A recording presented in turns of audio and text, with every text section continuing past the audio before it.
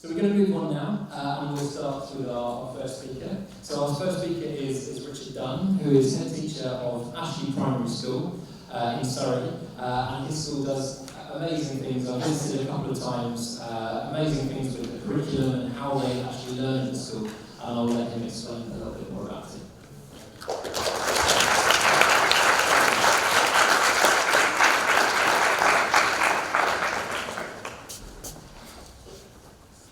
Good morning, everyone. Really great to be here and to see you all. And I hope that what I share with you in the next 10 minutes gives you some really good ideas around the things that you're going to talk about today. So as Henry has just said, I'm head teacher of a state primary school. We have 540 children in the school. And sustainability is at the heart of everything we do. It's not a club, it's not an add-on, it's part of our learning the whole time. And what we've done is we've reframed our whole learning around nature's principles of harmony. And I'm going to explain them to you now, because these principles teach us how to create sustainable systems. So the first principle of nature is the principle of the cycle. Natural systems are endlessly cyclical. They never stop going on and on. And this is a fantastic model for us to replicate. There is no waste in nature. Everything is food or fuel back into the system. So as you know very well, and single-use plastic is a big issue right now, we are not living sustainably because we're creating a huge amount of waste. And what we need to do is find ways of feeding that waste back into the cycle so that there's no waste, no pollution as an outcome. This could be an action, but I've written it as a challenge. So just to give you some examples of what we're doing in school, we recycle all our food waste every day. And we recycle it in school, and then we put it out onto our growing areas so that all our food is recycled within our school site.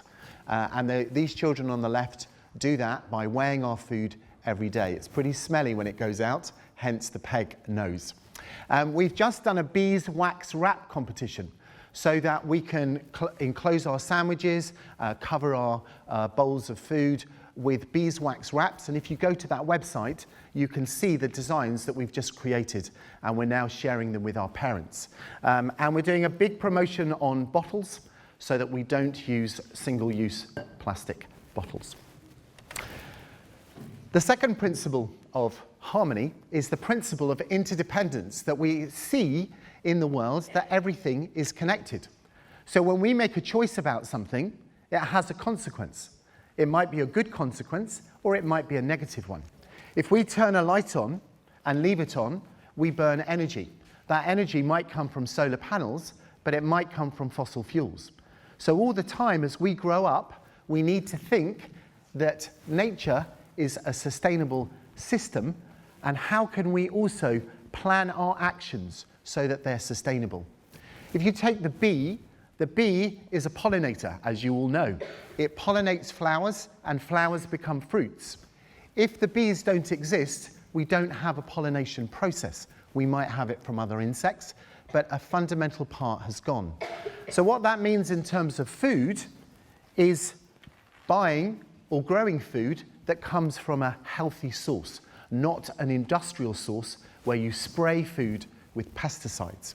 So in our school, we grow a lot of food, and we want our food to be local, from on our site as much as we can, seasonal, and wherever possible, organic. We're a state school, but 90% of our food is organic food because it's from a healthy system that values things like bees. So how much can we do that? The third principle is the principle of diversity. We see in this room right now fantastic diversity. You're all different, and that's a great thing. And the natural world is just the same. The natural world is full of diversity, biodiversity. So in our school, we try and grow and plant flowers and so on that promote diversity. So here, 3 different kinds of carrots: yellow, purple, and of course, orange. So growing in diversity is a fun thing to do. And Some of the other projects that we've done are things like planting wildflower meadows on our site, just a small area, but filled it with wildflower meadows, all different. And we've also done quite a lot of fruit orchards, things that can add to diversity. All the trees in our fruit orchards are different. So the fourth principle is that nature is brilliantly adapted to its place.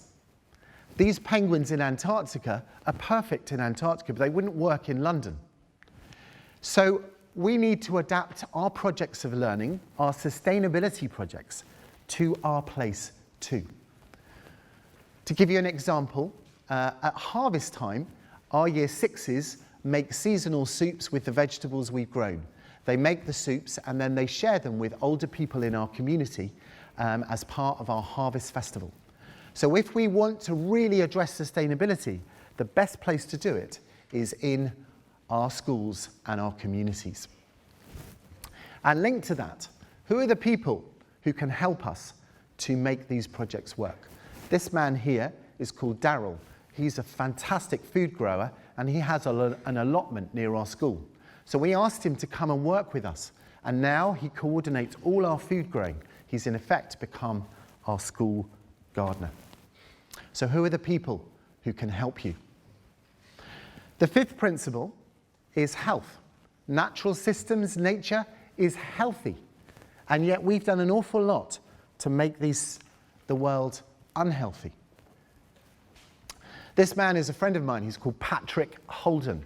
He's an organic farmer in Wales, and he's really interested in making sure that his soil in his fields is really, really healthy. Most of the soil in the world now is not healthy because it comes from industrial farming systems. So if we want to create healthy soils, we need to think very carefully about that. Just quick show of hands, how many of you do energy monitoring in your school? Okay. So in my school, we have a Year 6 energy team. That's them on the right. We've monitored our energy every week for 10 years. And we've reduced our energy consumption in school radically by about 80%. And these children use a system called EcoDriver. It's a local company near our school. And EcoDriver helps us to monitor how much energy we use every day in our schools. If we're serious, young people, about climate change, the first thing to do is to start monitoring energy in our schools and in our homes. So EcoDrive is a great system, and if you're interested, let me know. Okay, the last two principles are slightly unusual ones, but let me share them with you. Number 6 is the principle of geometry. The world, nature, has an amazing pattern to it. These are Fibonacci spirals. Put your hand up if you've heard of Fibonacci spirals. Lots of you, fantastic.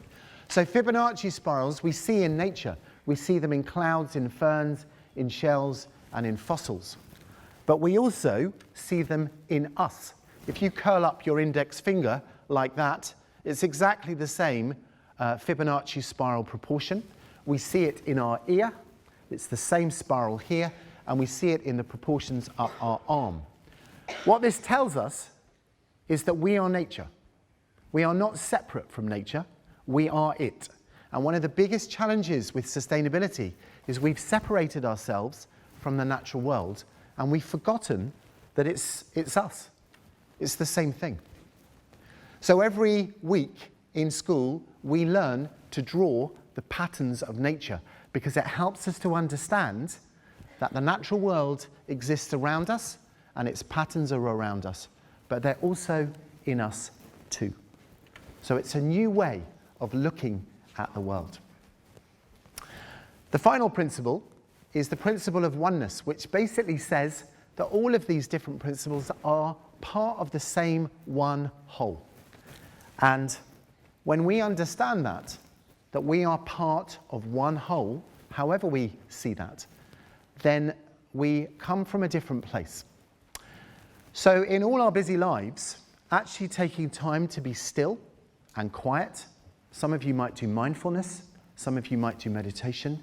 These are really important things to do, to think about and to reflect on where we need to go. These students are in Ladakh in the north of India, in the mountains. They're really worried about climate change because the glaciers where they live are shrinking really fast. But what they do every morning in their school is they meditate. And it's an amazing thing to see, this silence that leads to action. So in your busy worlds, see if you can find time just to stop before you do. The inspiration for this work of harmony came from the Prince of Wales, Prince Charles, and he wrote this message: I want to show the critical importance of harmony to the health of the human condition, that's us, and the sustainability of the natural world upon which our human condition depends. So everyone, I hope you have a fantastic day, and I hope that these principles of harmony give you a starting point for thinking about how we can live more sustainably. As it says on this slide, it's a new way of looking at and learning about the world. Thank you.